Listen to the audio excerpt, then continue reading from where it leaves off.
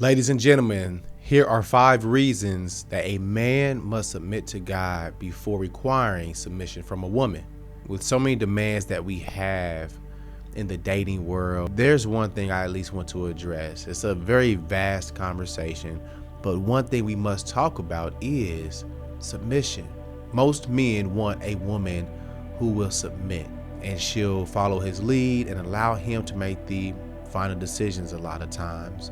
What we fail to realize for most of our lives as men is that if we don't have direction, how can we require someone to follow our direction? It literally doesn't make sense in our logical minds if you sit and think about it. I'm going to go through these 5 items, pay attention, zone in, and share this with a friend, family member, or your partner. Number 1, you cannot lead well unless you're willing to be led. It's a very simple concept, but many of us miss it. I know in my own world, I've missed it for many years. And just recently, within the last 3 to 5 months, I learned the value of being led. Now, we'll choose to be led in so many other realms of life. When I was growing up playing basketball, my basketball mentor was Kevin Garnett. I enjoyed watching him play. I allowed his game to lead me and model how I played. And then maybe even just in life or finances, you may have a mentor, a life coach. These are ways that we're being led in our work in everyday life. But when it comes to being led in how we live at a spiritual level and the character that we want to walk with, we tend to fail to realize there is an ultimate leader in that space. That is God himself.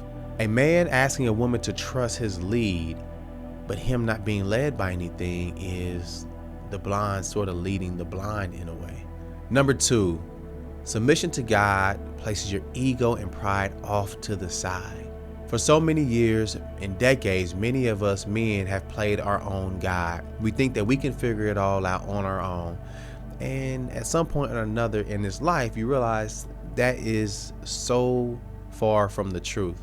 I know it has become very clear to me that I cannot figure this life out on my own. I've not gotten nearly as close to where I could be up until this point because I haven't really dug in and submitted to God and his plan for me. But back to the ego and pride concept. When we think that we can do it all and we have the right answers about this life, that's pride and that's ego. Now listen, I'm not saying don't take pride in what you do, and I'm not saying that you're not going to have a little bit of an ego as a human being in general, but as a man as well. But the sooner we're able to put that off to the side and say, hey, listen, guy, I ain't got it. I don't have the answer. Because we always want to have the answer. As men, we always want to come with solutions and have the answer and be right. But the moment you say, God, I ain't got it, you've now put your ego off to the side, dropped the Superman cape, and realized you don't have this figured out. And in that time and in that study, all these things will be revealed to you. Number 3, fellas, God will give you direction. A woman should not have to follow a man who doesn't know where he's going. It just doesn't make sense, right? Would you ever do something like that in your normal daily life? You wouldn't go to someone asking for directions knowing dang on well they don't know where they're going or they don't have that answer. When your decisions are rooted in God, your mission, your movement is going to be totally different. You're not going to react the same. You're going to have clarity in your operation. You won't operate in impulse. You'll more so operate with intention, and you move less with emotions and chaos. Number 4, you start to learn how to love a woman. The vision is to love your woman as Christ loved the church. And listen, let me say, I'm not a Bible thumper. I don't know everything about the Bible, but it is some concepts that I've picked up and learned in my walk. And one thing I learned about God and Jesus is sacrifice. As a man, so much of our walk has to be about sacrifice and not dominance. Dominance and sacrifice are on 2 ends of the spectrum. And a man who's willing to sacrifice, that's a special man right there. Number 5, you start to pick up the habits, behaviors, and actions of God. And right there, if you have a blueprint of how to operate from a biblical context, you'll then be able to apply that to your relationship and have patience and be kind, putting yourself second. Now, it's one thing to love yourself first, but in relationships and in this life, we're not meant to put ourselves first. That's selfish.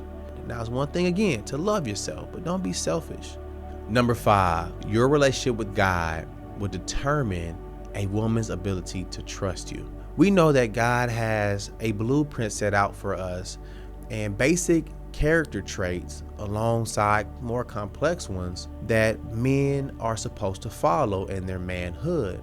And so if you're following this rule book and you're reading your word every day, which I need to work on, okay, I don't want to act like I'm reading my word every day. I have not been.